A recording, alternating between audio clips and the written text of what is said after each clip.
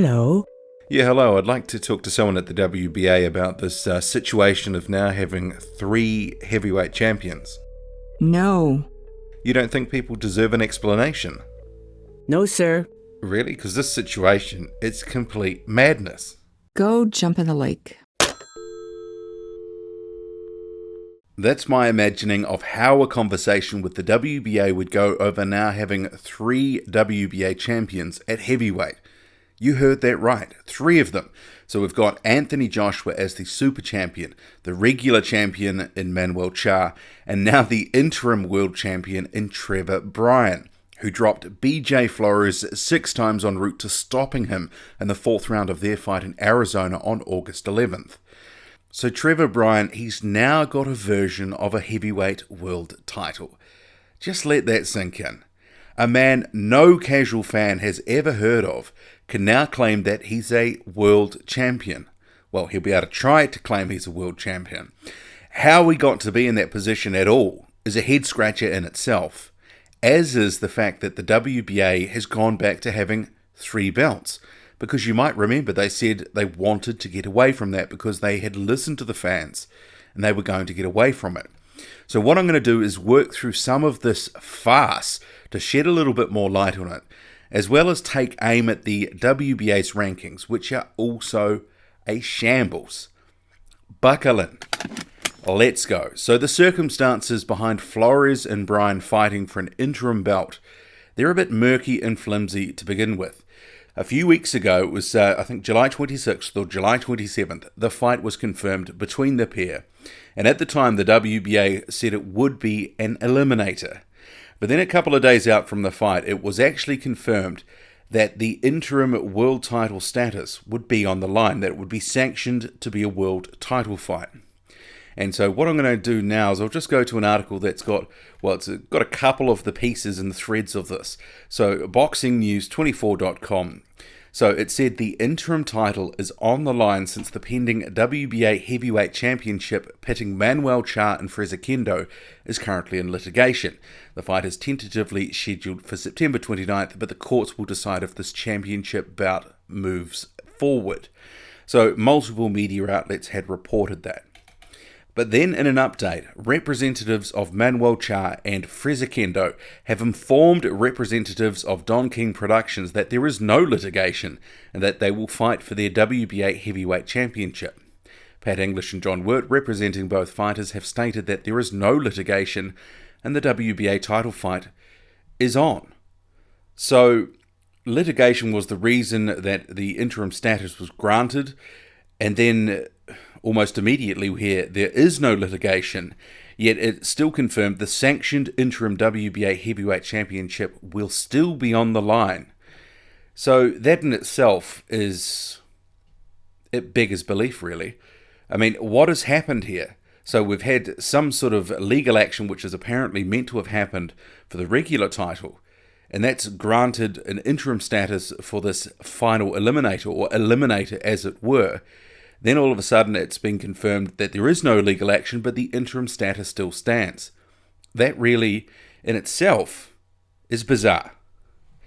But put that to one side for a minute, because what I want to do is go, well, we've got Flores and Trevor Bryan. So they were in the WBA 4th and 5th respectively in the rankings. And you could argue they had no business being there in the first place. Because what we're going to do first is go to Trevor Bryan. So his box rec. So you can clearly see the last few years, very inactive. So at the moment, after that win, he will be 20-0. But before that, he had faced 3 guys who collectively had 77 losses. And that's his body of work in the past 2.5 years. So how he managed to maneuver his way right to number 4 in the WBA, secure an eliminator which was upgraded to a final eliminator or to an interim title, it really is mind-boggling. And stuff like this that happens all the time in the sport of boxing, and you just go, well, how could that ever have happened?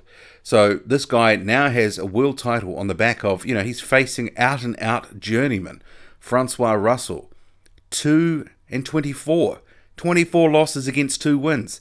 Sandy Soto, 2-20, 20 losses. Just the last two, 4 wins against 44 losses. That was his 2017 action. One fight in 2016. 2015, he was much more busier, but the recent work is just pitiful. How the hell he got this fight? It's a joke. And the same goes for BJ Flores. So you might remember, BJ Flores was a cruiserweight. So his last fight at cruiserweight was when he got sparked out by Tony Bellew. He got dropped multiple times in that fight as well. So this was his third fight at heavyweight. His first two, this is an out-and-out journeyman, Jeremy Bates at 26-18 when he fought him. And then, well-worn journeyman Nick Guivas, so 13-6. So for Flores to have catapulted himself that high in the WBA rankings on the strength of 2 journeyman-level fights, in itself, because he was a cruiserweight, it really is also incredible. So you've clearly got these 2 guys who had no business being in any eliminator, being in an eliminator, and then it was upgraded to a world title fight in murky and somewhat suspect circumstances. So yeah, I just really don't understand this.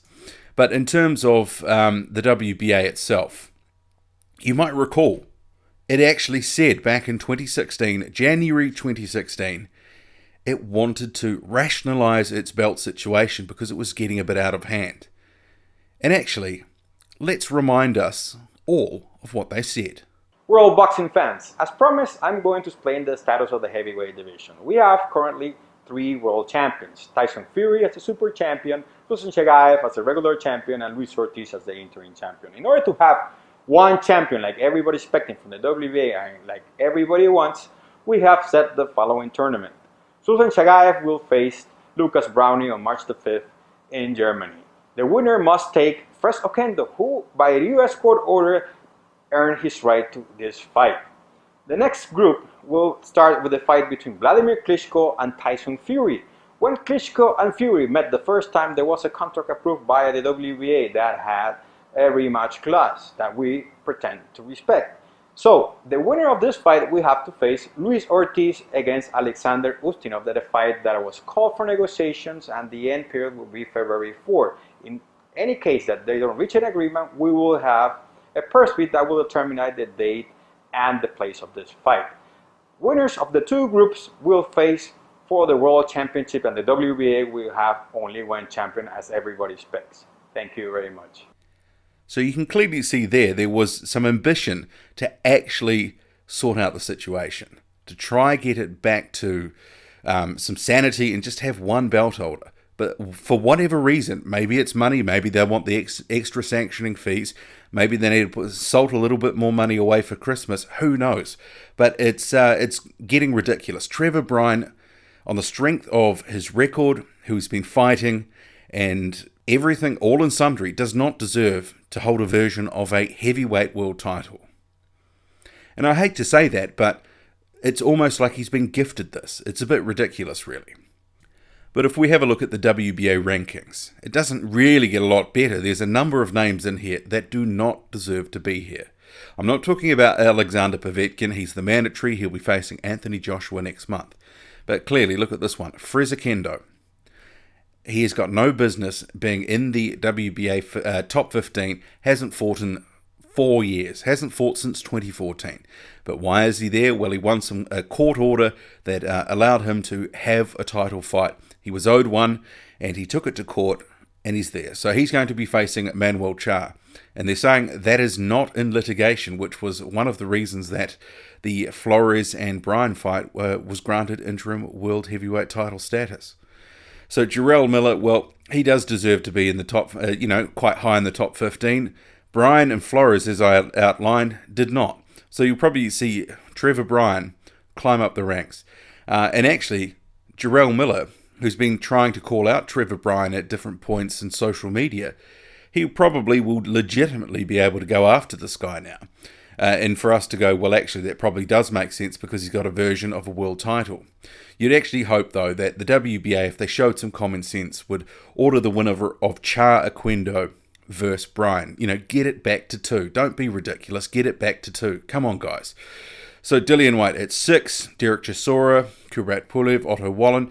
I don't have any problem with these names here, but it starts to get a little bit murky when you get guys like Guillermo Jones at number 10. And this guy, he is another cruiserweight, like Flores, who's basically done nothing at heavyweight. But what he does have, and here's his box rate here, so he's had a couple of fights at heavyweight since he was, beaten by Denis Lebedev back in 2013. He's actually only had 3 fights in 5 years. And he's number 10 in the WBA rankings. I mean, this is what I'm talking about. It's a bit of a joke. And then he's fought a 10-2-2, what I'm assuming is some sort of journeyman for a minor strap WBA regional belt. And that's seemingly what's got Guillermo Jones into the rankings. But, the body of work here to get him to number 10, it is thin to say the least. And you can certainly make a case that he does not belong in here with some of these other names. But so at number 13, Alexander Ustinov. So Ustinov, who was over 40, fought Manuel Char the end of 2017, was soundly beaten, didn't look good in there, and he is still at number 13 in the rankings. Really makes you wonder, how has he managed to hang on? Hasn't been in the ring at all. We're into the 8th month of this year, so he's been out of the ring, 9 months or so, and he's still at 13th in the rankings. And then also we've got Bogdan Dinu at 14. And, this guy is a prospect. He's had a little bit of buzz, but actually he's had a bit of a buzz over a number of years, but he's never quite followed through. And so his record now, 18-0. He's at 14 in the WBA rankings. He's only had 2 fights a year since 2015. 2 fights in 2015, 2 fights in 2016, 2 fights in 2017. And the names on here aren't great. I mean, Nascimento is the best of the bunch, and he's an out-and-out journeyman. So, Bogdan Dinu, you'd have to wonder, who does he know at the WBA to get himself such a decent ranking on the basis of such inactivity? 2 fights a year for a prospect over 3 years now, 2 fights in each year. That is subpar. And really, if he was any chop, you'd think he would have been making a bit more headway and trying to fight a bit more often to try get himself into a position for a better fight and clearly eventually get to a title. So, I mean, I'm looking at these rankings just going, it's sort of coated. It's like there's some diamonds with, around lumps of coal. So it just makes me wonder, what is going on at the WBA? So some of these people in these rankings don't deserve to be here. Then we have a case of the WBA's openly allowing itself to get back to 3 belts. And you saw that in that clip before, that from its president, Gilberto Mendoza, who said they're going to get rid of it. They want it to rationalize down to 1 belt. What happened? Why haven't they gone back to that? Beggars belief. What do you make of it all? Drop a comment, loud and often. Hit like, hit subscribe. Follow me on Twitter, boxing_squared. I'm out.